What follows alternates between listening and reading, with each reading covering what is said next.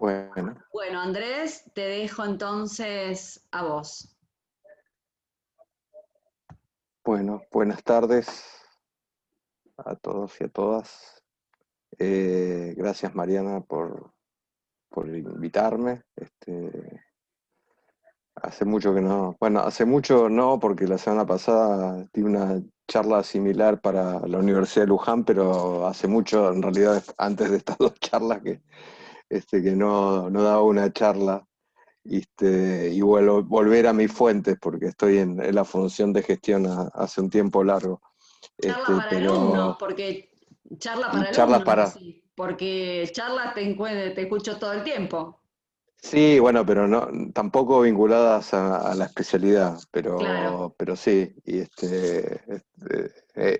sigo hablando, pero bueno, volver un poquito a las fuentes, bien. y poder compartir, sí, sí también comentar eso, que hace ya varios años que no estoy trabajando directamente en el tema, entonces por ahí muchas de las cosas que voy a contar no son recientes, pero bueno, siguen estando vigentes, ¿no? Y por ahí yo estoy más o menos soltando. Ahora simultáneamente se está dando una charla que seguramente quedará grabada y después le interesa verla, de las experiencias de control biológico en Corrientes, y que también tiene que ver con el trabajo que hicimos nosotros y parte de toda esta movida. Así que bueno, voy a ir a... La idea es, bueno, presentarles un poco el marco teórico general, una introducción al manejo integrado de plagas. Vamos a hablar del monitoreo y el uso racional de plaguicidas, del control biológico y algunas conclusiones y perspectivas. Y bueno, y siéntanse en libertad de interrumpirme. Si yo voy a estar atento al Power, pero si Mariana puede ir viendo si hacen alguna consulta o quieren interrumpir, la idea es eso, que sea, no somos muchos también, así que está bueno, y si tienen alguna consulta en el momento, la paramos y la hacemos, la evacuamos. Bueno, eh, vamos a hablar de manejo integrado de plagas en cultivos intensivos, ¿no? Sé que el taller está vinculado particularmente a tomate y pimiento, que bueno, dentro de las hortalizas bajo cubierta son las más intensivas y las más problemáticas respecto al problema de plagas y enfermedades, porque son cultivos de un ciclo muy largo.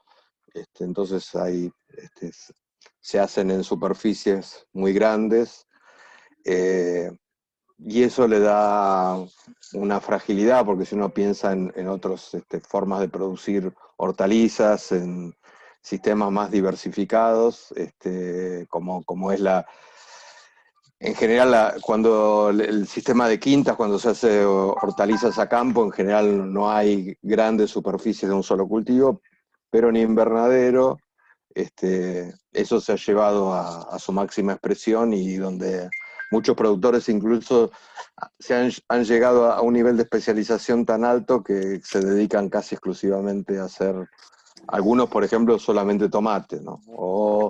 Y si no, muchos productores que basan su producción en invernaderos, realizan los cultivos que son rentables en invernaderos, que no son muchos, y que básicamente son tomate y pimiento. Entonces, bueno, en ese contexto, las plagas generan un alto riesgo para la producción, en el sentido de las pérdidas de calidad y rendimiento que generan. Y eso ha llevado a que los productores, por el celo a cuidar esa gran inversión, vengan realizando un uso excesivo de plaguicidas, un abuso en la aplicación de plaguicidas. Eh, Eso tiene como consecuencias un impacto ambiental negativo, ¿no? De contaminación. Hoy el tema plaguicida plaguicidas en general, para ver los medios, para mí, mal llamados agrotóxicos, ¿no? Porque no dejan, porque no, no se puede hablar de sinónimo de plaguicidas y agrotóxicos. Hay plaguicidas tóxicos y hay plaguicidas que no lo son, entonces llamar genéricamente a todos agrotóxicos es un error conceptual, pero que de todas maneras, teniendo en cuenta que hoy está en cuestionamiento el tema de la aplicación de plaguicidas en relación a la agricultura en general, cuando se habla en la agricultura extensiva de los pueblos fumigados en el interior, pero particularmente es grave en espacios, ambientes periurbanos, como son los de las zonas principales de producción de hortalizas, por lo menos los dos cordones, la zona, bueno, el cinturón hortícola de La Plata, digamos, lo más cercano a la facultad de ustedes, todo el AMBA en general, el área metropolitana bonaerense, que también tiene otros sectores, no tiene ningún núcleo hortícola tan importante como es el de La Plata, Florencio Varela y Berazategui, pero hay otros reductos hortícolas importantes en todo el AMBA, y hay otro polo importante que es en el partido de Escobar, y el Pilar y alrededores, y también Mar del Plata, que es el segundo polo periurbano de producción de hortalizas en el país. Y ahí es clave porque la horticultura convive con otro entorno, con otros espacios, y el tema de producir sin contaminar se ha vuelto un tema crucial que en el caso, por ejemplo, de Mar del Plata se ha llevado a una ordenanza y a una judicialización de esa ordenanza, ¿no? Con establecer áreas de exclusión de la aplicación de plaguicidas. Bueno, y eso demanda ser mucho más imaginativos, inventivos y sólidos técnicamente para poder producir. Entonces también este abuso de plaguicidas lleva también como una consecuencia un impacto negativo en la salud, por un lado por el efecto de la contaminación o por la cercanía de estas producciones a entornos como pueden ser escuelas rurales o no tan rurales o otros espacios, pero también por el alto riesgo de poder exceder los niveles de residuos en los productos cosechados. Bueno, entonces, como estos sistemas básicamente se basaron en el uso de plaguicidas, casi como la herramienta exclusiva de control, la primera pregunta es si los plaguicidas son una solución o son un problema, y eso es lo que la forma de avanzar en el manejo integrado de plagas fue mostrar, porque al principio fue una tarea bastante dura, en términos de convencer, porque justamente por este riesgo que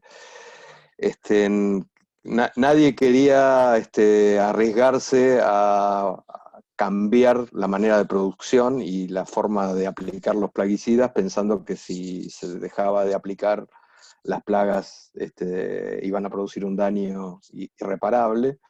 Entonces, bueno, tuvimos que buscar argumentos para lograr eso, y el primer planteo también fuimos por el lado de decir, bueno, es importante considerar que hay que evitar contaminar, que un producto que se consume fresco como las hortalizas, está bueno que se logren muy bajos niveles de residuos, muy por debajo de los niveles permitidos, pero bueno, como esto también es un negocio, había que plantearlo también por el lado del bolsillo del productor.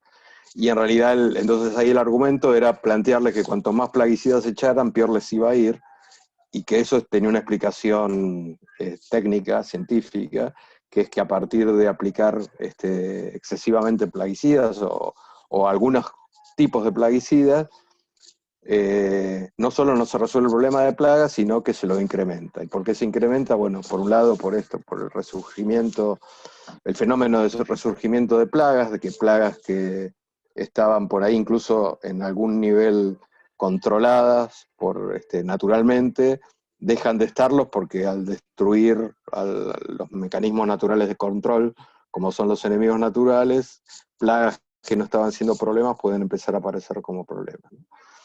Y la otra cuestión es la resistencia de las plagas a los plaguicidas, que al aplicar tan intensa, al poner una presión tan fuerte de selección sobre las plagas con la aplicación de plaguicidas, en forma tan frecuente, incluso en estas recomendaciones que hacen de rotar, pero aplicando incluso plaguicidas de una misma familia, se generan efectos de resistencia a las plagas, de plagas a los plaguicidas, y obliga a que cada vez sea necesario aplicar más seguido, con más dosis, una dosis más alta, para lograr el mismo efecto. Y la otra cuestión es la destrucción de los enemigos naturales, que es básicamente matar a la gallina de los huevos de oro, ¿no? Es decir, siempre se desestima la función de los enemigos naturales en estos sistemas productivos, pero gran parte del control de las plagas lo hacen estos enemigos naturales, y si los borramos del mapa aplicando plaguicidas de amplio espectro, lo que en ese vacío, digamos, en que no existan mecanismos naturales de control, las plagas aparecen con mucha más fuerza. Bueno, estos problemas que les cuento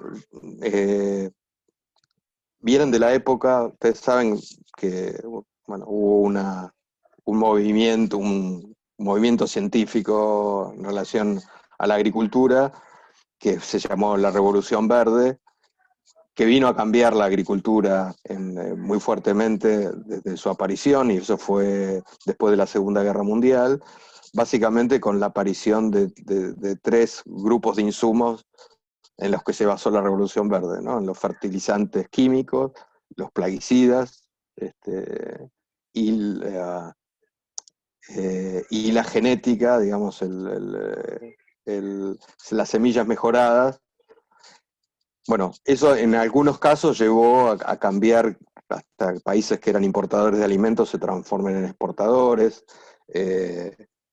Está el tema digamos, de cómo a partir de la invención de los plaguicidas o el desarrollo de plaguicidas, que hoy están todos prohibidos, pero en ese momento eran la frontera del conocimiento, se lograron combatir grandes pandemias como era la malaria, por ejemplo, con el DDT y con la muerte del mosquito. Pero bueno, esa euforia que generó ese cambio de tecnología al inicio, después pasó a transformarse rápidamente en una gran etapa de duda, porque todos estos problemas que ahora les cuento que pasaron en la horticultura nuestra, empezaron a manifestarse en todo el mundo a partir de esta Revolución Verde. Entonces, finalmente los problemas que parecían que estaban resueltos empezaron a verse los problemas de contaminación, y que muchas plagas no solo no se resolvían con los plaguicidas, sino que se incrementaban.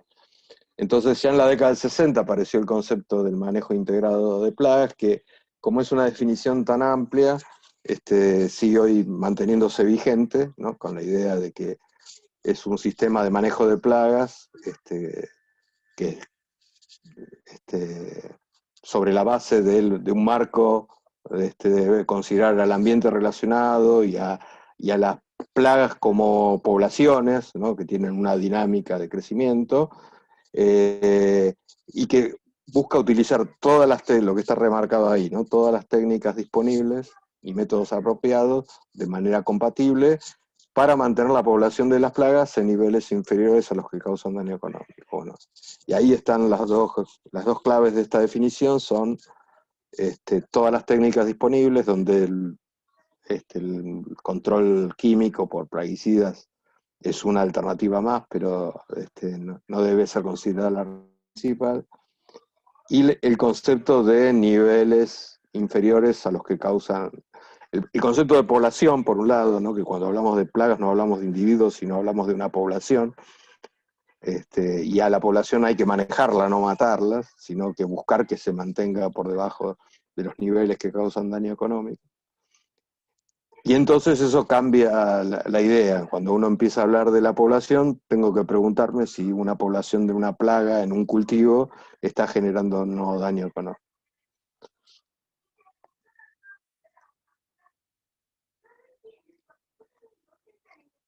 Y bueno, cuando empezamos en la década del 90, yo ingresé al INTA con Mariana, éramos muy jóvenes, en el año 94, con una beca para trabajar en manejo integrado de plagas en San Pedro, en frutas y hortalizas. Y ese año hicimos una gira por La Plata, y bueno, yo, que era mi primera experiencia de visitar productores, ahí vimos lo que es, cómo se estaba manejando las plagas en sistemas intensivos bajo invernadero. Y la primera cuestión a decir, bueno, hay muchas cosas para hacer el manejo de plagas, pero lo primero que podemos hacer es poner un poco de racionalidad en todo eso. Entonces planteamos esto de un control químico racional, ¿no? Un control químico racional tiene que partir de esta idea de que las plagas son solo plagas cuando superan su nivel poblacional, un determinado nivel que produce daño al cultivo y que justifica una aplicación. Y la forma de poder saber si eso está ocurriendo o no es a través del monitoreo. ¿No? No hay, si no tenemos un método diagnóstico que nos permita saber en qué nivel están las plagas, es como estar navegando a ciegas. No podemos tomar decisiones acertadas porque ninguna, digamos, todo es azaroso, ¿no? Entonces ahí aparece el aplico por las dudas. Y esto era la clave, porque en realidad, no existiendo un sistema de monitoreo de plagas, nadie se iba a arriesgar a, a no aplicar sin saber si estaba o no la plaga en un nivel que hiciera falta un tratamiento. Entonces, bueno, lo otro es definir esos umbrales de acción, esos niveles por debajo del cual puedo estar tranquilo, que no va a haber aplicaciones. Y la otra cuestión importante también era pensar que en los plaguicidas que se van a aplicar, ¿no?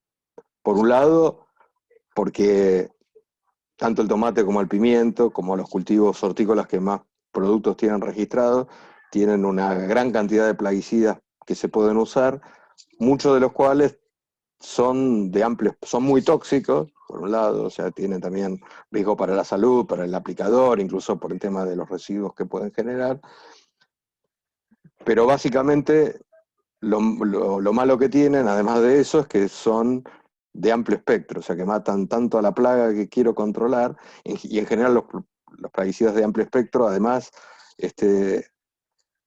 como matan de todo, poco, son menos efectivos con una plaga en particular, ¿no? Entonces, generalmente tengo menor efectividad, mato todo, son más baratos por ese lado, pero por otro lado también, como matan todo, matan los insectos buenos también, que son los enemigos naturales. Y entonces genero ese problema, ese vacío biológico. Entonces, bueno, el planteo era, hagamos un monitoreo de plagas, fijemos umbrales, aunque sean esos umbrales también con un margen de seguridad para decir, bueno, cuánto de plaga tengo que tener para dormir tranquilo, pues seguramente no es cero, sino algún nivel, y siempre lo fuimos negociando con los productores. Aplico plaguicidas que ayuden a resolver el problema y no a agravarlo, y por otro lado el aumento y la otra cuestión importante, ¿no? Que es que también era un problema, como se aplicaban muy seguido, tampoco se hacía demasiado cuidado en la calidad de la aplicación, ¿no? Y cuando uno plantea que hay que aplicar solo cuando es necesario, ahí no se puede fallar, entonces también era importante aumentar la eficiencia de la aplicación para garantizar que una aplicación bien hecha, que es el último recurso al cual hay que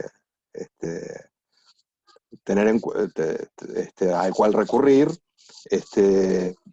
cuando lo hago, efectivamente logre el objetivo buscado.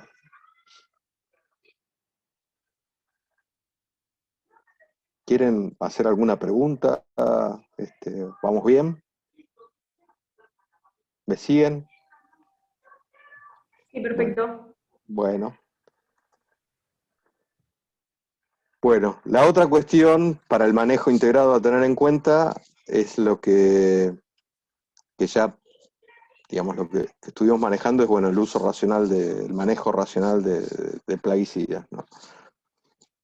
La otra cuestión importante, y que cuando damos cursos de monitoreo lo planteamos, es que el monitoreo es solo eso, es solo saber, es sacar una foto o seguir la película de cómo vienen las plagas en el cultivo, pero no me resuelve un problema en sí por sí solo. Digamos, si además, más de monitorear, no llevo adelante decisiones correctas, como esta, por ejemplo, de reducir el inóculo de plagas, y el monitoreo muchas veces lo que me va a dar son malas noticias, ¿no? Entonces, para lograr que el monitoreo efectivamente, la mayoría de las veces, la decisión adecuada sea no aplicar, hay que hacer otras cosas. Bueno, una de las cosas es reducir el inóculo de plagas, y para eso hay que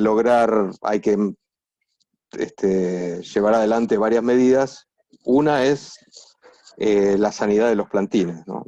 La horticultura intensiva, en general, los propágulos se llevan adelante en plantineras o en propias, o hoy está muy tercerizado el tema.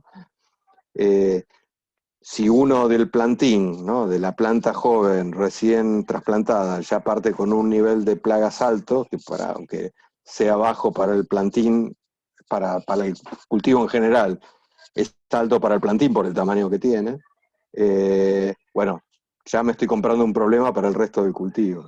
Entonces, partir de un plantín sano, y ahí sí se puede hacer un control muy intensivo de plagas y enfermedades en el almácigo, porque también se puede hacer con bajos niveles de uso de plaguicidas, porque, bueno, las bandejas con plantines está todo muy concentrado en un espacio muy chiquito y demanda muy poco volumen y muy poca cantidad de plaguicidas para controlar. La otra cuestión es la intensificación de las medidas de saneamiento, y cuando hablamos de saneamiento, decimos levantar rápidamente los cultivos, no dejar cultivos abandonados. Y cuando se levantan los cultivos, eliminar rápidamente el rastrojo y no dejarlo. Muchos productores dejaban tirado el rastrojo al costado del invernadero, que es casi lo mismo que mantenerlo en pie. Y la otra cuestión es la reducción de hospederas alternativas, ¿no? Muchas plantas de lo que se llaman mal llamadas malezas en general, porque algunas no lo son, pero sí hablando de vegetación espontánea, algunas plantas son beneficiosas porque son fuente de recursos para enemigos naturales, de presas alternativas o de polen y néctar, pero otras además pueden ser fuente de inóculo de plagas y enfermedades. Entonces hay que ser cuidadoso y no dejar plantas que puedan ser reservorio para plagas y enfermedades, sobre todo cuando el cultivo no está presente y uno podría cortar el ciclo de las plagas no dándole puentes de donde pueda sobrevivir. Bueno, y el tercer cuestión, que ya es mucho más sofisticada, es una estrategia con una mirada ecológica, ¿no? Desde el punto de vista ecológico, las plagas son parte de una trama trófica donde el cultivo es el productor primario, ¿no? Y las plagas son herbívoros que se alimentan del cultivo, y, ¿no?, si la ponemos a la plaga en el centro como un sándwich, tiene por el nivel trófico superior los enemigos naturales que la controlan, y por el nivel trófico inferior la planta hospedera, ¿no? Nosotros lo que podemos hacer es que la población de plagas se exacerbe si debilitamos las defensas de la planta hospedera, con lo cual la plaga tiene mayor capacidad reproductiva sobre una planta, y si le bajamos, reducimos la cantidad de enemigos naturales, por lo cual la plaga tiene menos factores que pueden reducir su población. Entonces, esta idea, esta estrategia es que si yo trabajo fuertemente en el nivel trófico superior, o sea, en favorecer la casilla de los enemigos naturales, y por otro lado lograr que el cultivo exprese la mayor cantidad de resistencia posible, estoy estresando a la plaga y no al revés, ¿no? Si estreso a los enemigos naturales y estreso al cultivo, hago que la plaga crezca. Bueno, y eso, un ejemplo práctico que tuvimos adelante, nosotros veníamos llevando ejemplos de trabajos con productores en control biológico, ¿no? Esto fue mucho, no, ahora le estoy contando la película medio desordenada, llevó mucho tiempo llegar a eso, pero finalmente logramos que productores empiecen, primero adapten el monitoreo y después adopten el control biológico.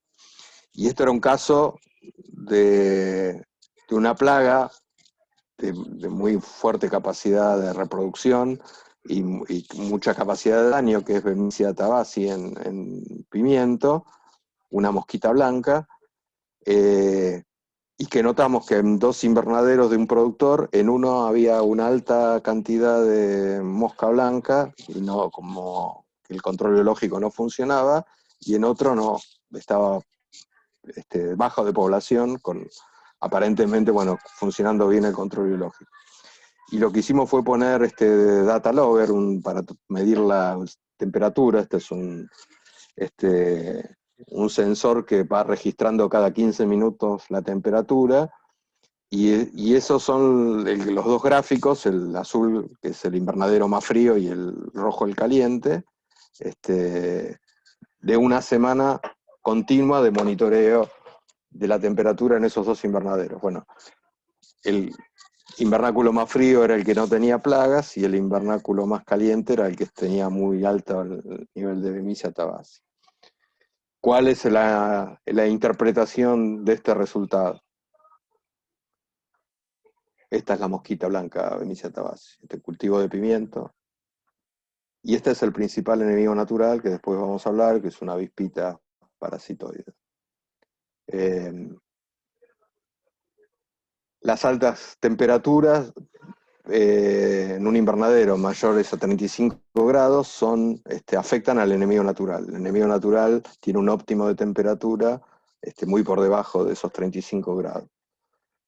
Y el óptimo de temperatura de la mosca blanca está muy por arriba del enemigo natural. Entonces, por un lado, la alta temperatura perjudicaba al enemigo natural, eso que decía del nivel trófico superior. Y mejoraba las condiciones reproductivas de la mosquita blanca.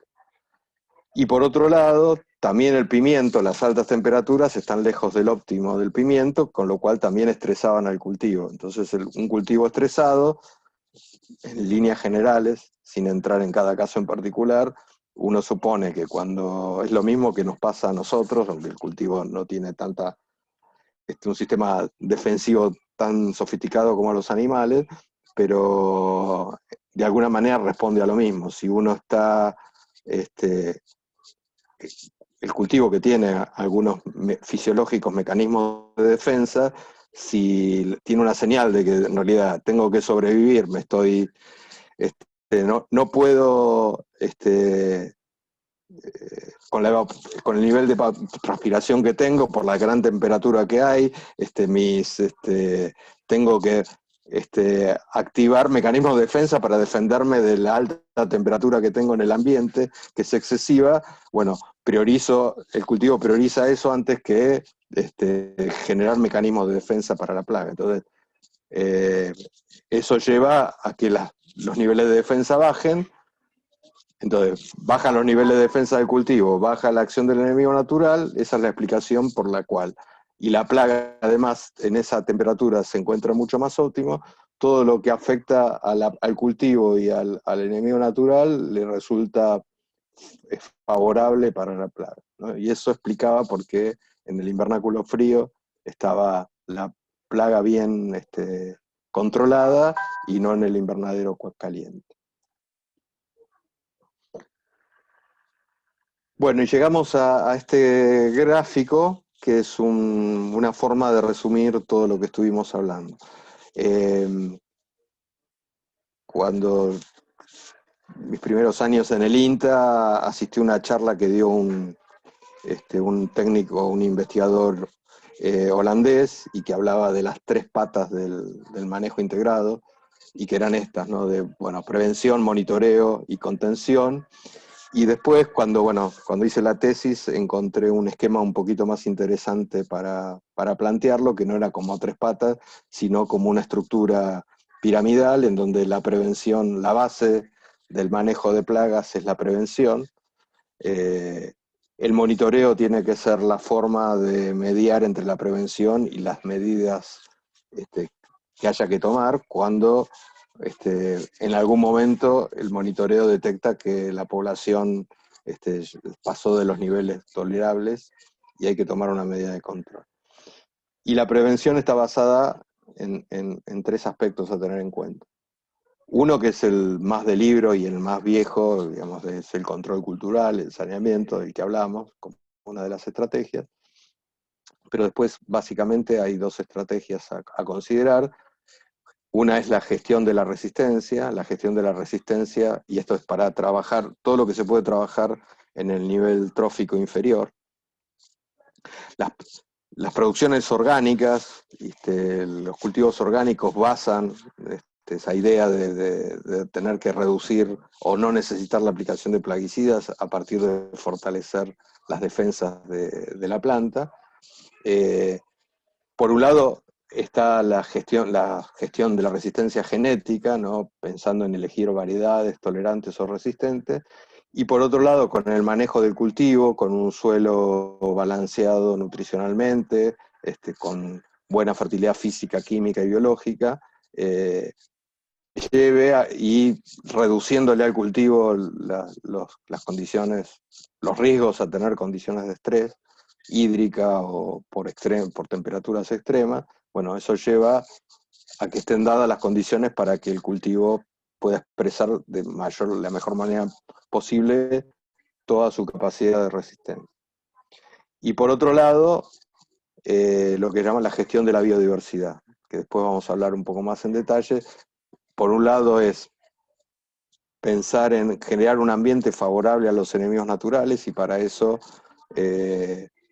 hay que crear, como decía antes, fuentes de alimento para esos enemigos naturales, y que son básicamente fuentes de polen, fuentes de néctar, que muchos adultos de enemigos naturales necesitan, y también fuentes de presa alternativa, ¿no?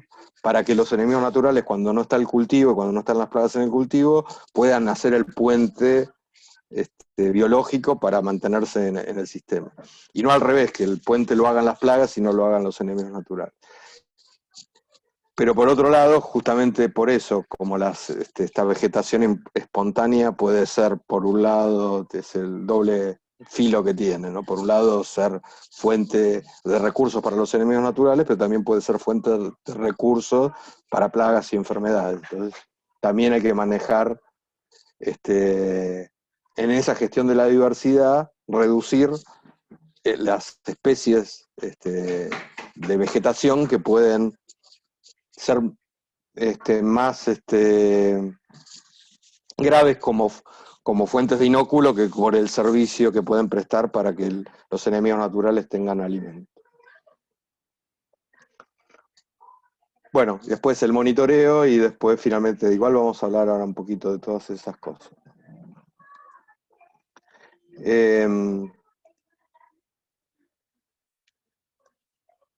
Vamos a... Bueno, y acá apareció lo del monitoreo, ¿no? Cuando damos talleres para enseñar a monitorear, primero explicamos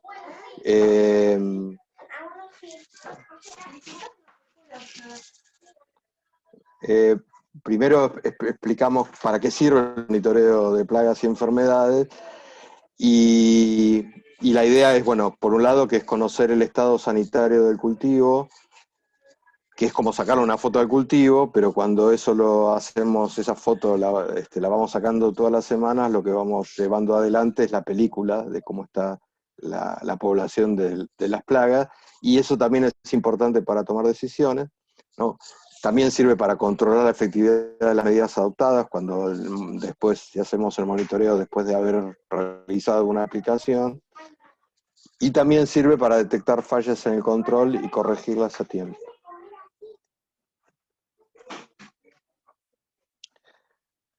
No me voy a detener demasiado, pero existe una guía para hacer el monitoreo y lo que desarrollamos ahí es un sistema de monitoreo que tenga además eh, bases.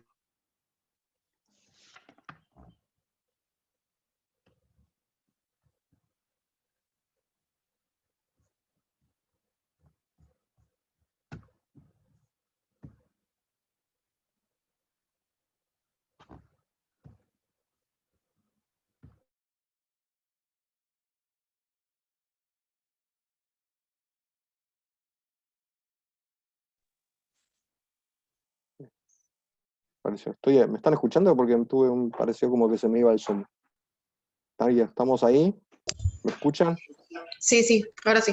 Sí, recién hubo no sé, un corte, no sé si fue mío o tuyo, pero sí, por un Sí, no, lado. ahora pareció que se me apareció una ventanita del Zoom con... Sí, no sé qué pasó. Andrés, Bueno. aprovecho este parate. La clase que viene vemos todo monitoreo. Bueno, entonces no me voy a Detalle. detener. Bueno. Claro, no sé cómo Lo muestro como un tráiler de una Dale, película dale, para exacto. entusiasmarlo, ¿no? Dale, Bueno, bárbaro. estas son las pautas con las cuales Yo no llevar estoy, adelante el monitoreo. yo no estoy viendo la pantalla, no sé si la tenés que compartir de vuelta. Bueno, a ver. Si por ahí se cayó. Claro,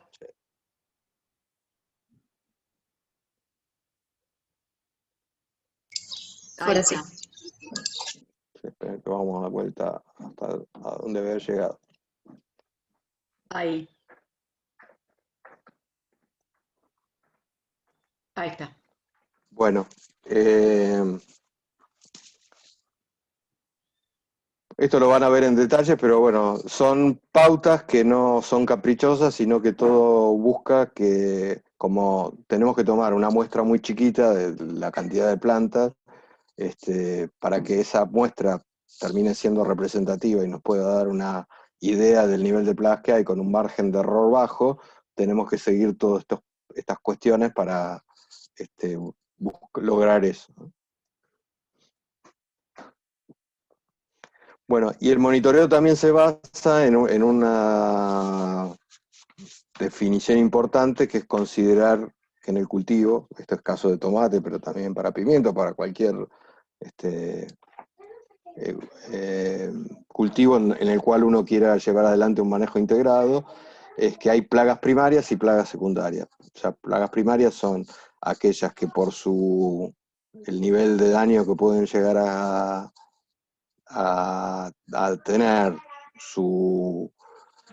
muchas que con poca población pueden hacer un daño importante, o por la frecuencia de aparición, o porque sabemos que todos los años, generalmente, por las características de la plaga y del cultivo, terminan necesitando una medida de control o una alta probabilidad de superar el nivel de daño económico, es que las cuales ponemos más atención.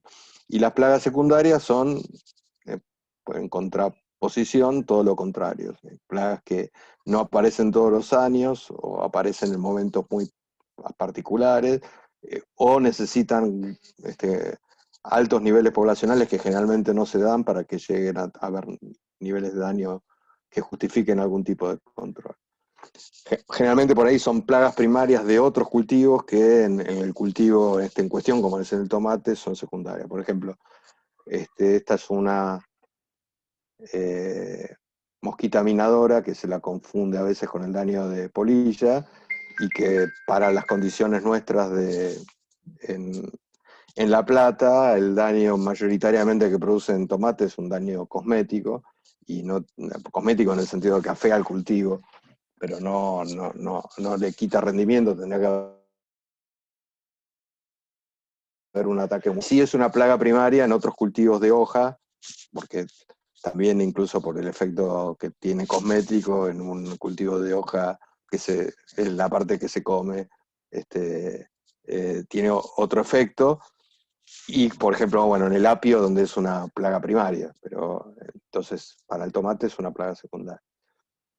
Y en cambio en tomate las plagas principales son las moscas blancas, ¿no? Bemisia y Tralaulodes, que son dos especies distintas de mosca blanca, el trips y la polilla del tomate.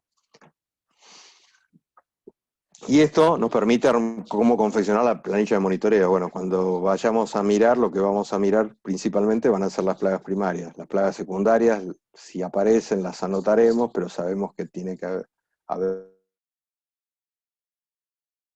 una población.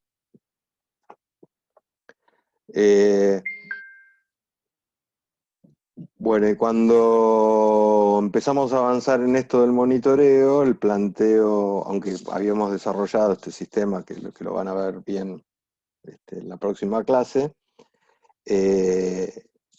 nos empezaron a plantear, y nosotros también veíamos la necesidad de lograr que sea lo menos engorroso posible, una mayor eficiencia en el uso del tiempo del monitoreo. La pregunta es, bueno, ¿podemos reducir, podemos bajar el esfuerzo? Nosotros calculábamos que aproximadamente revisar 20 plantas llevaba 1 hora. Entonces imagínense en un cultivo de tomate, ¿no? El número de plantas a revisar es 20 plantas por cada 1000 metros cuadrados. Entonces, en invernaderos que existen en La Plata de 1 hectárea, que habría que mirar 200 plantas, y 20 plantas lleva alrededor de 1 hora, ¿cuánto lleva a mirar 200 plantas? Entonces, bueno, si podemos buscar una forma de reducir ese esfuerzo. Y ahí vimos dos caminos, uno que era el monitoreo simplificado y otro es el modelo fenológico, se los voy a contar muy rápidamente. El modelo fenológico que es interesante verlo, es que muchas plagas, incluso para algunos cultivos, algunos frutales, como el caso de el gusano de la pera y la manzana, o del durazno, ¿no? Decidia pomonela, se utilizan como una forma de monitoreo. Se basa en que las plagas en general responden muy bien, se puede hacer un seguimiento de su población y de la evolución y de los cambios generacionales en función de la temperatura. O sea, cuando aumentan las temperaturas, el ciclo se acorta y hay una relación de lo que se llaman días grados, o sea, la cantidad de grados que acumula por día en función del umbral de crecimiento que tiene cada plaga. Llega siempre a una constante, entonces uno, calculando los días grados, la cantidad de días grados, puede predecir cuándo va a terminar el ciclo de una generación y comenzar el de otra. Bueno, eso muy brevemente explicado. Entonces lo que hicimos fue, sobre un modelo de días grados, en el caso, por ejemplo, de polilla del tomate, desarrollado en Chile, lo controlamos con los datos reales que teníamos de monitoreo, y vimos, como ahí ven en las flechitas, que esos son los valores teóricos, las predicciones de cuándo cambiaría la generación, y uno ve contados del pico que la flechita predice bastante bien cuando hay un cambio generacional, ¿no? Porque cada pico de la población es que hay una nueva generación. ¿No? Fíjense que la flechita esta cae bastante bien en un pico, y esta flechita también cae bastante bien en un pico.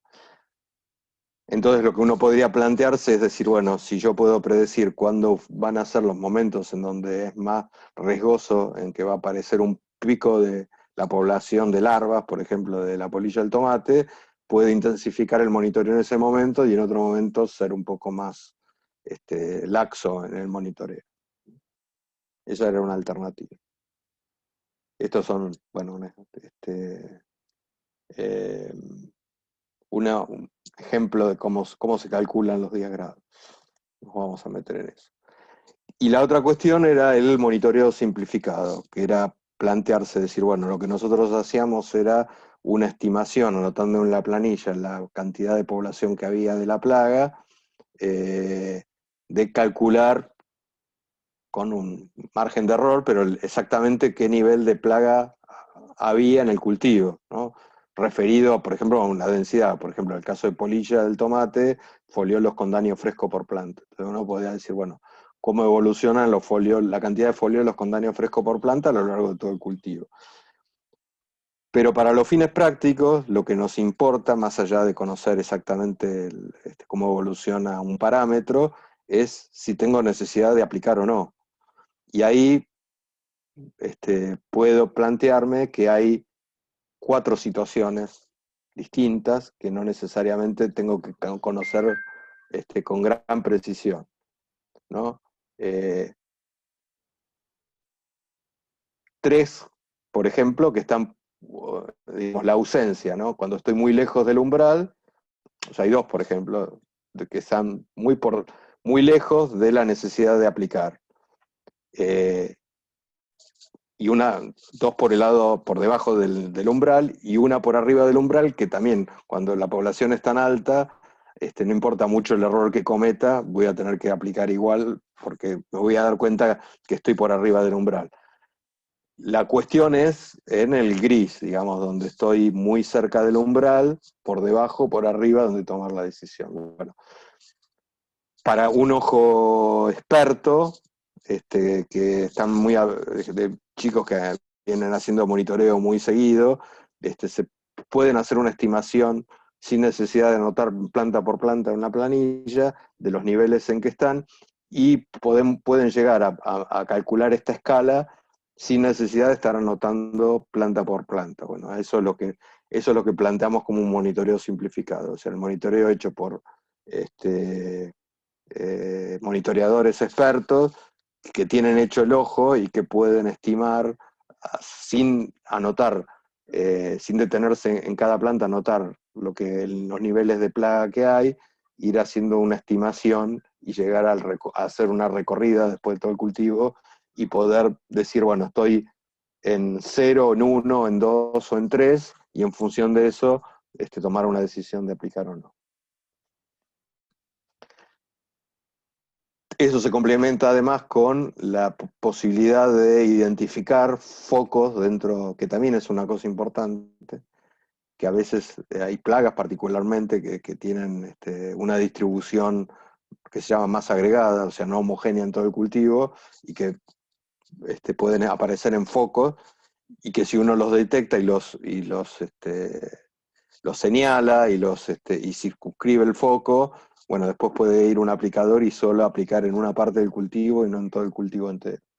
A ver, y eso permite que a veces en muchos cultivos prácticamente se mantenga todo el cultivo haciendo aplicaciones en foco sin necesidad de hacer una aplicación. Bueno, hasta acá, ¿cómo venimos? ¿Alguna duda, alguna pregunta? ¿Algo que quieran saber más?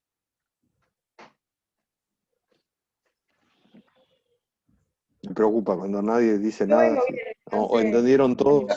Ahí está, Sol, por lo menos. ¿Eh? Sol. doy ¿Cómo? señales de vida, Sí. estamos todos. Sí, sí. No, va muy bien. Yo tenía Bueno. una duda, pero tal vez para verla al final. Va, no sé, cuando hablabas de los reservorios de plagas y enfermedades, ¿algún ejemplo de plantas que pueden estar, que sean esas que tienen doble filo? Y es larga la lista, y la realidad es un tema para trabajar con mucho detalle, depende del cultivo, ¿no? Pero por ejemplo, hay un trabajo eh, de una investigadora, Paola Carrizo, que hizo todo un trabajo en relación a los trips, por ejemplo, ¿no? Cuando hablamos hay que ver también qué plagas, por ejemplo, la polilla del tomate es una plaga este, que tiene mucha especificidad con el tomate, ataca algunas solanáceas, hay algunos trabajos hechos sobre eso, pero tiene un rango de hospederos muy chiquitito, entonces es muy poco probable, digamos, justamente por eso hay que hacer un buen trabajo de saneamiento con el tomate, porque es el mismo tomate, si queda en plantas vivas, por donde hace el puente para pasar de un año a otro, ¿no? Y, y hay otras plagas que son eh, muy abundantes en muchos cultivos y que son muy, digamos que en vez de tener un rango corto de hospedero, que otra tiene un rango amplio de hospedero, entonces que tiene una gran lista de plantas que pueden eh, que pueden ser susceptibles y por donde puede reproducirse. Y ahí no, es difícil hacerlo en una lista, pero hay trabajos hechos, por ejemplo, esto de Paola Carrizo sobre el TRIPS, porque ahí hay que ver, por ejemplo, plantas que sean hospederas del virus y y donde el TRIPS tenga capacidad de reproducirse, porque el caso del TRIPS, para que el TRIPS sea infectivo, tiene que criarse en una planta que esté afectada por el virus, porque es ahí donde adquiere, en la parte juvenil, donde lo adquiere y después lo transmite como adulto. Entonces, bueno, hay que ser muy cuidadoso en eso. Son este, muchas las plantas que tienen estas características y en realidad lo que uno tiene que buscar son plantas que tengan características insectarias, ¿no? Que son, digamos, que son buenas proveedoras de polen, néctar o presas alternativas. Y ante la duda, digamos, si hay situaciones de plantas que tienen las dos, este doble filo, bueno, por ahí habiendo otras plantas que solamente son benéficas porque tienen pocas posibilidades de que sean hospederas de plagas y enfermedades, es quedarse con esas plantas. Pero es complicado dar una lista así, digamos, existen trabajos para buscarlo. Pero uno tiene que preocuparse en eso, digamos, que el mensaje es, no hay que dejar todo porque es tan malo dejar todo como sacar todo. Hay que buscar hacer una selección de las plantas, es decir, a manejar esa biodiversidad, para que las plantas que uno deja sean las que realmente valga la pena que estén instaladas. Bien, gracias. ¿Alguna otra pregunta? Bueno, control biológico. Bueno, cuando pasamos en realidad todo ocurrió simultáneamente, ¿no? Siempre hubo un gran escepticismo.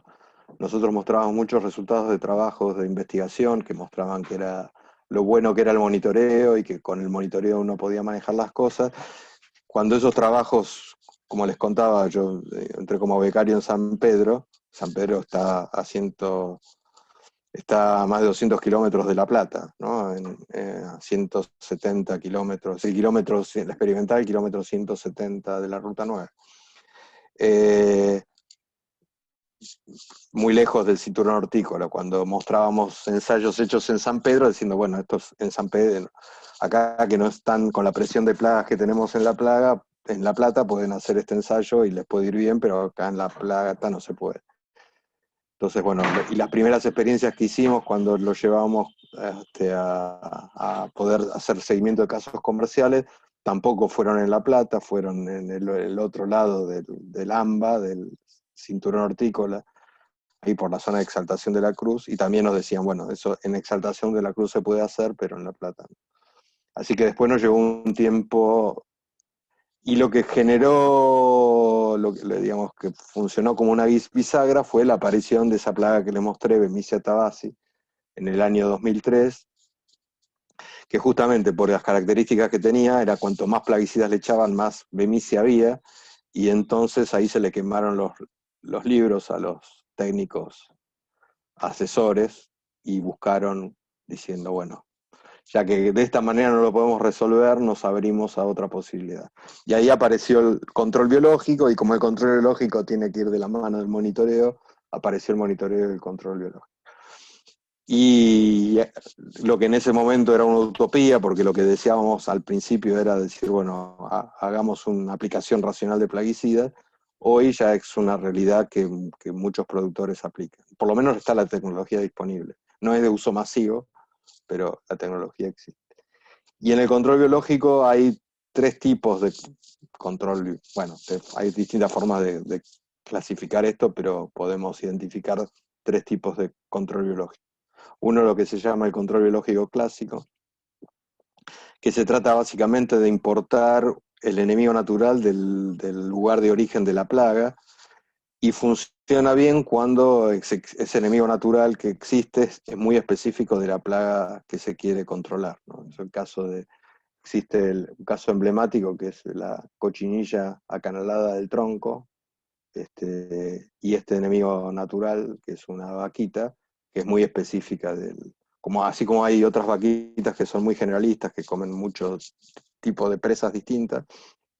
Esta era específica de la cochinilla, entonces, importando al enemigo natural, al único plaga que podía controlar era la misma cochinilla, que era una plaga exótica, y no compite con enemigos naturales nativos, que es la gran crítica que tiene el control biológico clásico. Si se trae un enemigo natural que puede estar, que al lugar donde se lo trae existe otro enemigo natural que puede cumplir con ese rol. Después la cría y liberación, que en realidad es un sistema, digamos, para asegurarnos que vamos a tener el enemigo natural presente, se lo cría en un laboratorio, en una biofábrica, y se lo libera.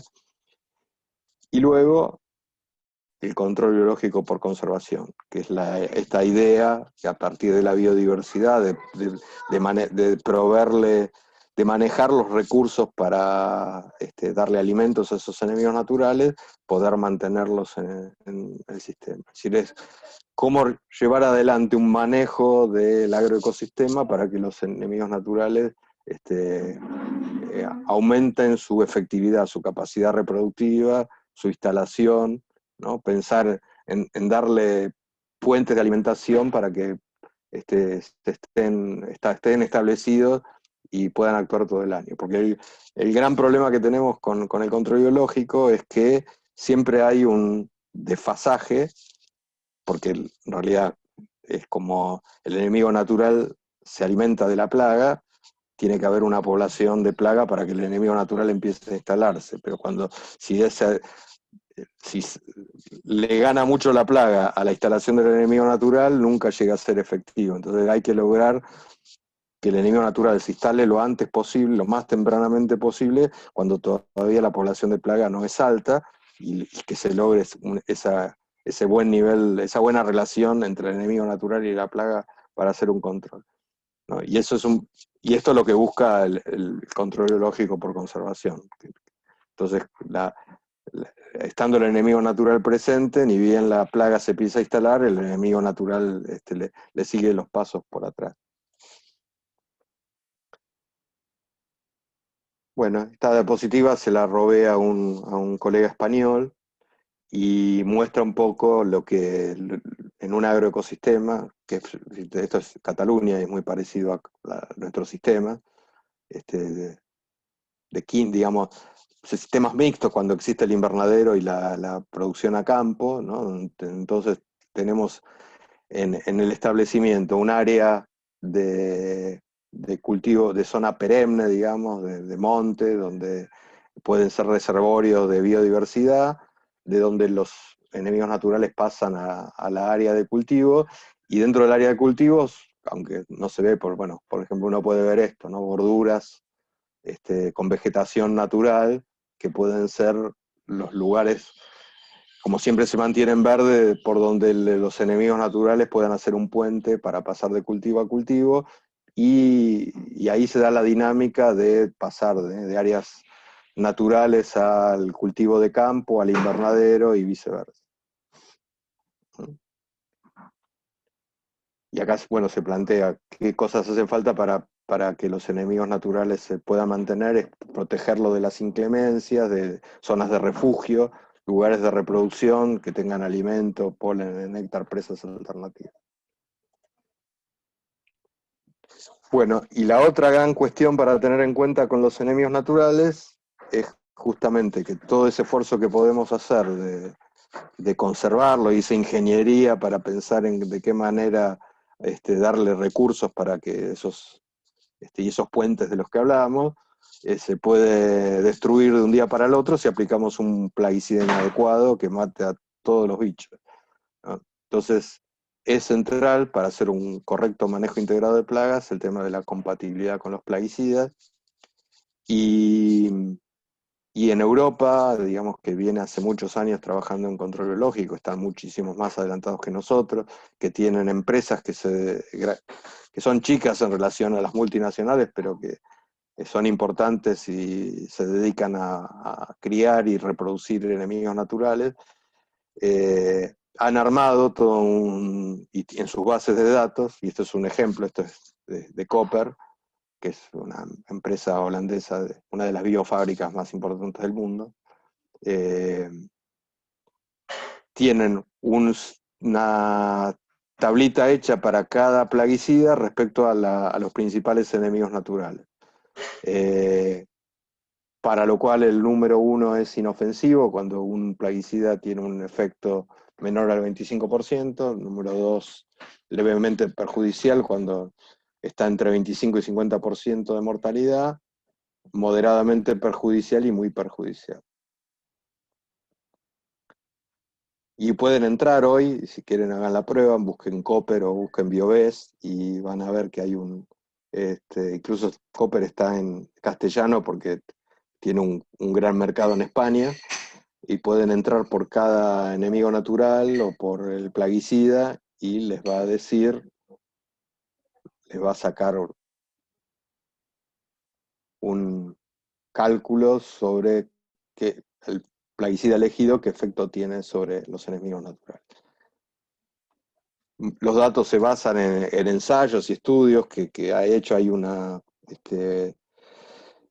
Organización Mundial de Lucha Biológica, se llama OILB, Organización Internacional de Lucha Biológica, que hace muchos ensayos de plaguicidas en relación a la compatibilidad, de dónde salen estos valores que les presento.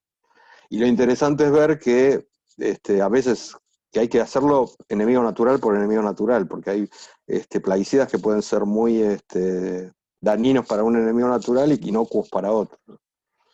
Entonces, es importante saber, en función de los enemigos naturales que se necesitan conservar en el sistema que estamos manejando, cuáles son los plaguicidas a tomar en cuenta. Bueno, y por ejemplo, acá hay un ejemplo, ¿no?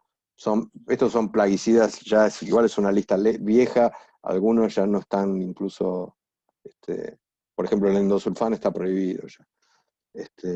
Eran los productos que estaban permitidos en tomate en su momento. Pero seguramente los valores no cambiaron, ¿no? Entonces fíjense la diversidad hay productos que, por ejemplo,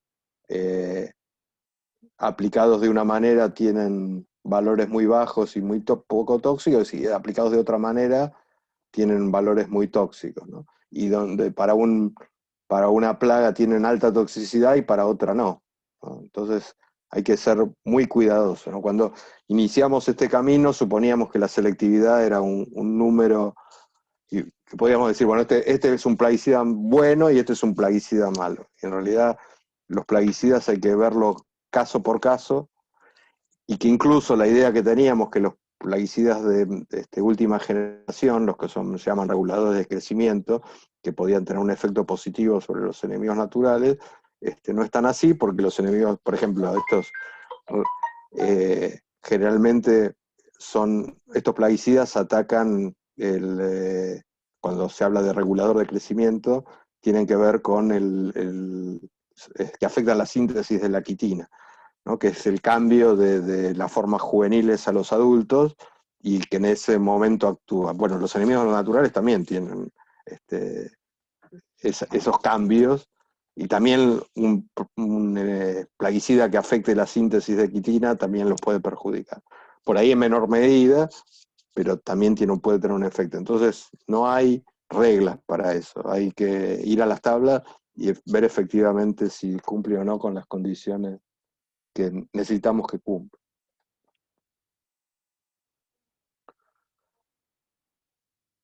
Bueno, y ahora para terminar un poquito, mostrar algún caso y alguna experiencia que puede servir como ejemplo de todo esto que venimos hablando. Este fue un ensayo hecho en la experiencia que después nos decían, bueno, eso en San Pedro puede funcionar, pero en otro lugar no. Justamente con la polilla del tomate, donde habíamos definido, fue la plaga con la que empezamos a diseñar el sistema de monitoreo. ¿Se acuerdan que decía esto? Foliolos con daño fresco por planta. Entonces, cuando el umbral que habíamos fijado era 2, ¿me están viendo el cursor cuando lo marco? Sí, bueno, entonces, no miren el celeste, que es la curva de adultos, sino este era un ensayo donde la mitad del ensayo se dejó como testigo, ¿no? Que es esta curva de acá, esta es la evolución natural de las larvas de polilla del tomate, y a la otra mitad, cuando se llegó al umbral, ¿no? Acá, fíjense, de esta semana esta superó el umbral de 2 y se aplicó. ¿No? Se hizo una aplicación acá, se siguió monitoreando, y 3 semanas después hubo que hacer otra vez otra aplicación, porque se llegó otra vez al nivel de 2. Y después el resto del cultivo no estuvo por debajo del umbral, no se volvió a aplicar. O sea que con 2 aplicaciones durante todo el cultivo se logró controlar, a diferencia del testigo, que siguió creciendo y tuvo unos picos mucho más altos que el control, que eso después se reflejó en el porcentaje de frutos con daño de polilla del tomate.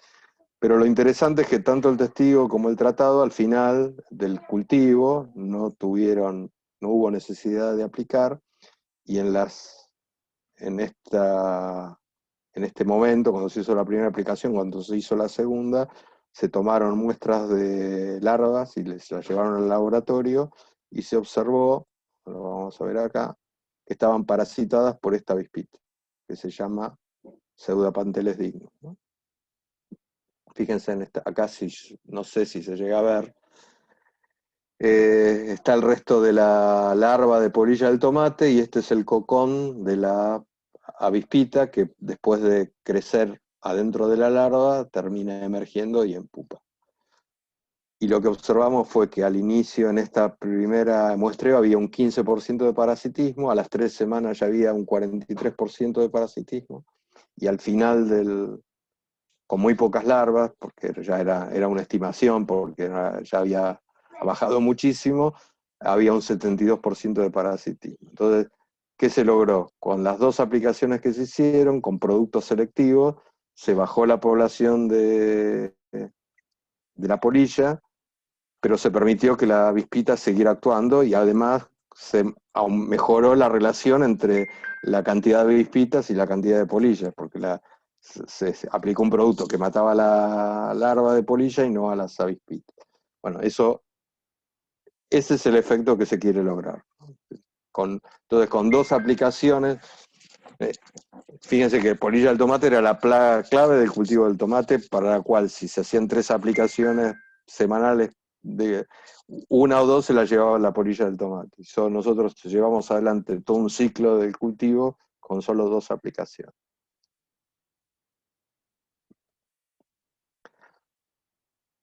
Bueno, esto a Mariana le va a traer buenos recuerdos, porque esta es una tesis de grado que codirigimos, que dirigió Mariana en realidad, y yo codirigí, de ahora hoy una profesional, y que hicimos un ensayo en el que lo hizo una hoy ingeniera, pero fue alumna de la facultad, hija de productor, y el padre le dio un invernadero para hacer este ensayo, donde hicimos un manejo, 2 tipos de manejo. Uno con los criterios que planteamos de usar productos selectivos y para que se instalen los enemigos naturales, y otro, como era el testigo del productor, sin pensar en la selectividad cuando se aplicaban los productos y también hacerlo sin el monitoreo de plagas. Y estos son, es un parasitoide de la mosca blanca, que se ve acá, se llama Eretmocerus, es una avispita que da, las pupas parasitadas se ven de este color naranja, parasita las pupas de mosca blanca. Y cuando se tomaron muestras de mosca blanca durante 4 momentos del cultivo, se observó que las verdes, que era el que se manejó con criterios de manejo integrado, de selectividad, tenían un mayor porcentaje de parasitismo, mucho mayor, que las que solamente por eso, por aplicar productos con racionalidad y en forma selectiva, ¿no? Que las que estaban en el otro. Tampoco fue porque usamos la racionalidad del padre, que no era de aplicar 3 veces por semana y con productos de extrema toxicidad. O sea que las diferencias no eran por el contraste de 2 situaciones extremas. Bueno, otro ejemplo, este es un enemigo natural que es un mílido. Es también en que Mariana tuvo mucho que ver. Hoy este mílido se está criando comercialmente. Yo en mi tesis lo descubrí en San Pedro, lo empecé a mirar y después lo descubrimos en la quinta de Mariana, y nos ayudaron la venida de estos colegas españoles, catalanes que estuvieron por acá y que venían trabajando con los mílidos en España, y nos hicieron ver la importancia que podía tener. Bueno, hoy es uno de los enemigos naturales que es más importantes para el control de mosca blanca. Pero tiene un problema que son enemigos naturales de ciclo muy largo respecto a la mosca blanca, o sea, de un ciclo biológico muy largo, con lo cual hay que trabajar mucho para lograr una instalación temprana en el cultivo, para que ocurra esto, ¿no? Como pasa en esta curva, que se ve que cuando los triangulitos y el rombito blanco y amarillito son la mosca blanca, adultos y ninfas, y para que empiece a haber un buen control tiene que rápidamente empezar a aumentar la población, ¿no? Si esta curva se va muy lejos, entonces la mosca blanca se va tan arriba que después el mílido no alcanza a controlar. Bueno, y este también es un trabajo pionero en el control biológico que también hicimos con Mariana, y es la primera experiencia de control biológico en La Plata, ¿no? Todo contado un poquito, pero que también fue bisagra, porque fue justamente cuando ya estaba el problema de bemicia, en un invernadero, media hectárea de pimiento en La Plata, donde se hizo para el control de trips liberación de Orius insidiosus, que es esta chinche predadora. Este es el adulto, esta es la ninfa, para el control de trips. El negro y el marrón son las ninfas, el negro es el adulto y el marrón las ninfas de Orius insidiosus, y esta es los niveles de trip por flor en pimiento, que fíjense que al principio, y un problema que hubo fue que fíjense, las plantas del pimiento fueron tratadas al inicio con un plaguicida sistémico que se suponía que no debía tener efecto sobre el Orius, y después encontramos en la bibliografía que sí lo tenía. Y ese efecto hizo que el Orius se demorara a instalar y que el trip creciera demasiado, ¿no? Cuando el Orius logró instalarse, fíjense, ¿no? Acá empieza a crecer la población de Orius y empieza a bajar fuertemente la de trip. Y en ese mismo ensayo, Bemisia tabaci, que había sido el gran problema de los productores en su aparición y sobre todo en el cultivo de pimiento, en todo el ensayo no se llegó a una población muy baja, muy lejana al umbral, de medio adulto o media ninfa por hoja de pimiento, Imaginen, si tienen más o menos idea de lo que es una hoja de pimiento en un cultivo de invernadero, se dan cuenta que es una población muy baja, está muy lejos del umbral, y que al final del cultivo tomamos muestras y vimos que había más del 60% de parasitismo por esta avispita.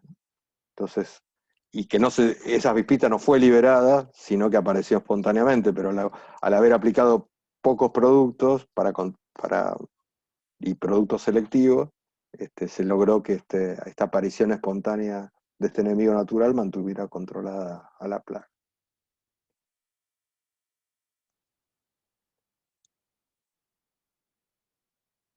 Bueno, con esta diapositiva me encontré la otra vez y dije, ¿por qué está puesta acá? Porque la verdad que no me acordaba, ahora me la encuentro. Bueno, por ahí es para analizar un poco estas cuestiones del control biológico. En realidad, hoy sabemos que el control biológico es una cosa efectiva, pero es efectivo respecto al manejo tradicional. Pero lo que hay que tener en cuenta es que hoy, incluso en este trabajo que les mostraba, que codirigí con Mariana, hecho en el campo de un productor, en esa tesina, cuando se hicieron los números, las diferencias, el costo del control, del manejo integrado, control biológico, con el manejo tradicional, están casi empatados. ¿Y por qué eso es así? Porque el monitoreo es un costo fijo que hay que agregar. Nosotros hicimos muchas mediciones sabiendo que por lo menos lo que uno se ahorra en plaguicidas, el monitoreo se paga con lo que uno se ahorra en plaguicidas. Pero también el uso de plaguicidas los plaguicidas selectivos son más caros que los plaguicidas de amplio espectro, y entonces, aunque se hagan menos aplicaciones, hay productos que son más caros. De hecho, uno de los productos que se usó en esa experiencia es uno de los productos que hoy tienen las dosis más caras. Entonces, la selectividad tiene un costo también. Y no pasa entonces por... a la larga puede ser que haya hasta una ventaja económica por el lado de reducción de costos, pero no es por ahí donde está el incentivo. Entonces, el incentivo tiene que ser en un producto inocuo, en conservar los recursos naturales, digamos, en llevar adelante un sistema más sostenible. A la larga termina siendo más rentable porque también es un sistema mucho más equilibrado y donde no van a haber situaciones de explosiones de plagas. Pero no es el gran, no es como en otras situaciones donde cuando se compara una tecnología frente a otra se ponen los números por adelante de todo. Acá los números no ayudan particularmente. Lo que sí es importante, entonces, ¿cuáles tienen que ser los incentivos? Bueno, que un consumidor valore un producto hecho de esta manera. Si imaginemos, en una verdulería dice tomate con control biológico. Bueno, voy a preferirlo antes que un tomate que no lo tenga. Pero si los dos tomates llegan a la verdulería sin identificar, el que por ahí termina ganando y teniendo más ventaja es el que gastó menos. Por eso entonces estas cuestiones que están planteadas acá, ¿no? Que primero que hace falta más insumos compatibles para lograr, hoy, digamos, hemos hecho muchos avances, pero hoy la batería de insumos disponibles para un manejo convencional son mucho mayor que los que hay disponibles para un control biológico, ¿no? Y por otro lado, hace falta que haya incentivos para que un productor adopte esta tecnología. Incluso incentivos, por ejemplo, en Marcos Paz estaban haciendo una ordenanza para reducirle tasa a productores que llevaran adelante su producción con un enfoque agroecológico. Entonces ese tipo de cosas pueden ayudar a que los productores adopten esta tecnología. Bueno, y para estar terminando, ¿no? Vamos a... no sé, nunca pude resolver eso de la sombra que me aparece ahí, pero rápidamente, ¿no? Como conclusiones, bueno, que hoy se dispone de una tecnología que permite un manejo confiable para llevar adelante un control de plagas sostenible, sustentable. Se ha evaluado satisfactoriamente la aplicación del MIP en condiciones comerciales, del manejo integrado de plagas, ¿no? con control biológico. Se ha podido comprobar cómo los excesos de aplicaciones provocan mayores ataques de plagas, o sea que termina siendo contraproducente, esto que les contaba al principio. Y los productores que han adoptado este manejo han reducido en forma sensible y progresiva el uso de plaguicidas, ¿no? Incluso, bueno, les puedo después dejar algún link. Hace poco hicimos una compilación de todos los trabajos que se hicieron con el uso de este mírido, y hay un resumen colgado en la web del INTA, donde pueden acceder a ejemplos de estas cosas que les estoy contando. Bueno, es tan viejo esto que este correo hace mucho dejó de existir. Mariana les puede dar mi correo real, hoy es polac.luis@inta.gov.ar. Y ya no, hace rato que no coordino ese proyecto que figura ahí, pero bueno, es lo que quedó de esta presentación. Bueno, gracias Andrés. Bueno, a mí me encantó rememorar viejas épocas. Bueno, lo puse en el chat, pero no lo veo, así que no sé si llegó. Lo de Mili, bueno, ahora Mili está también con otra tesis de control biológico, así que se ve que le interesó. Sí, el link del Tupiocoris no lo puse, mira, lo voy a subir para esta clase, sí. ¿Lo tenés o te lo paso? Si no, Sí, lo tengo, busco pero Bueno. no me había olvidado, así que bueno, porque tienen varios trabajos para leer los chicos si quieren, así que le agrego este. Bueno, y no sé si hay alguna consulta, algún comentario, y si no, le agradecemos mucho a Andrés, para mí fue muy interesante, espero que para los chicos también. Yo ahora les subo... Hagan alguna pregunta. No es muy así. Es que se hace largo, ¿viste? Yo eso entiendo. Mis hijos dicen, no, mamá, ¿para qué una clase sincrónica? Después la ven cuando quieren. Le digo, bueno, pero si quieren preguntar algo, no sé. ¿Qué te iba a decir, Andrés? No, te contaba que yo ahora les subo muchas preguntitas, digamos, como para que hagan hincapié, por si ahora, bueno, algunos no escucharon. Hay muchos chicos que no presencian la clase esta y la ven después grabada en el YouTube. En el YouTube, no, sí, en el video, en el grabado. Así que bueno, yo después les subo un cuestionario. Y bueno, si hay algún comentario, lo hacemos ahora y si no, lo despedimos, Andrés.